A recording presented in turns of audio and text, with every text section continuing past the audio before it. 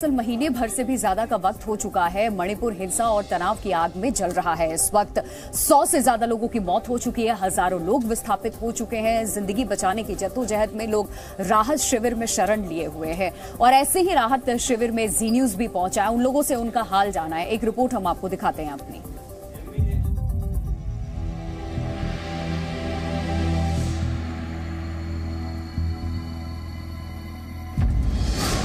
मणिपुर पर हिंसा का आघात, बेघर लोगों का दर्द बेहिसाब।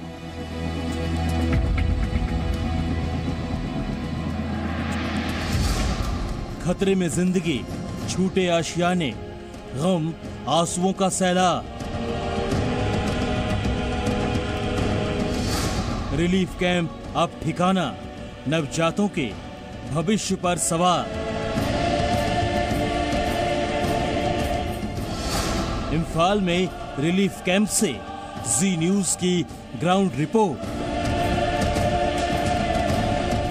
मणिपुर में हिंसा की आग अब तक कई जिंदगियों को लील चुकी है, तो वहीं कई लोग जान बचाने के लिए अपना आशियाना छोड़ने को मजबूर हुए हैं।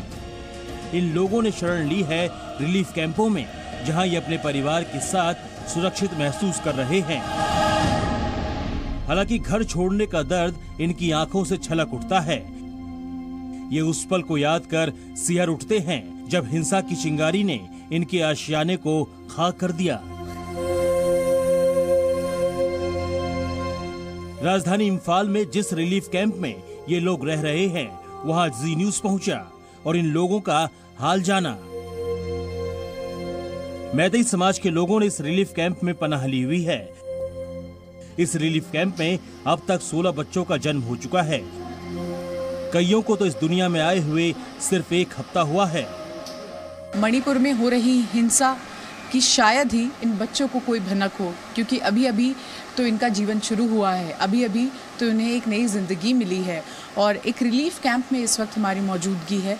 तस्वीरों के जरिए आपको समझाने की कोशिश करते हैं कि एक तरफ हिंसा की आग है, लेकिन इसी हिंसा के बीच में आप देखिए कि किस तरह से नया जीवन भी मिल रहा है। ये वो बच्चे हैं जिनकी माताएं गर्भवती थी और रिलीफ कैंप में 1 नहीं 2 नहीं, जहां हमारी मौजूदगी है, 16 बच्चों ने जन्म लिया है। ये जो 2 बच्चे आप देख रहे हैं, इनकी अभी अभी सृष्टि पूजा हुई है, यानी कि ये बच्चे सिर्फ अभी 6 दिन के ही हैं। 6 दिन के ये बच्चे। और साथ ही साथ आपको तस्वीरें कैमरा पैन करके भी कैमरा पर्सन राजेश दिखाएंगे कि यहाँ वो तमाम माएँ हैं जो हिंसा के वक्त अपना घर बार छोड़कर, अपना इलाका छोड़कर, कहते हैं जब कोई महिला गर्भावस्था में होती है तो उसे सबसे ज़्यादा एक कहें तो ख्याल रखने की ज़रूरत होती है, एक अच्छे वातावरण की ज़रूरत होती है। और ऐसे वक्त में ये महिलाएं अपना घर बार सब कुछ छोड़कर रिलीफ कैंप में यहाँ पर अपने बच्चों को जन्म दे रही हैं। इस रिलीफ कैंप में रह रहे एक दंपत्ति से हमने बात की, जिसके बच्चे ने कुछ दिन पहले इस दुनिया में कदम रखा है। उन्होंने बताया कि कैसे उन्हें अपना घर छोड़कर रिलीफ कैंप में शरण लेनी पड़ी। मैंने कभी नहीं सोचा कि ऐसी हालत होगा हमारे देश में।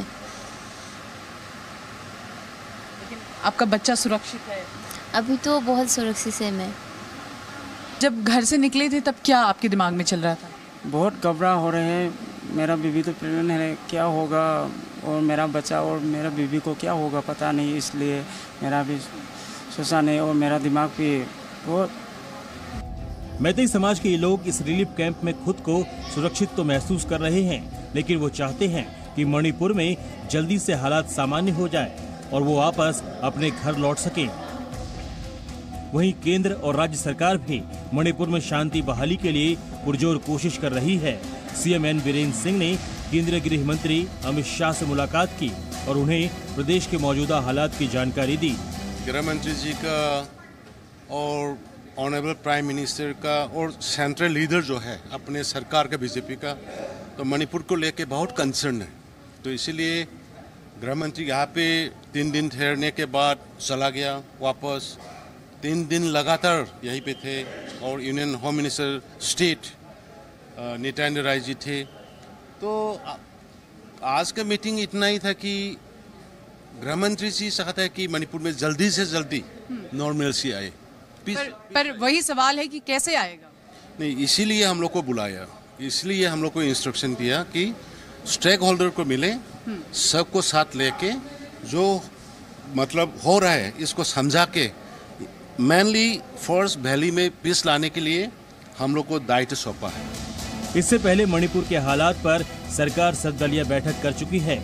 विपक्ष से इस पर सहयोग मांगा गया है। वहीं गृह मंत्री अमित शाह लगातार मणिपुर के हालात पर नजर बनाए हुए हैं।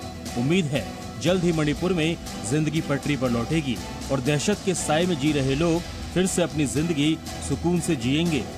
इम्फाल से शिवांगी ठाकुर के साथ ब्यूरो रिपोर्ट, जी न्यूज। जी न्यूज।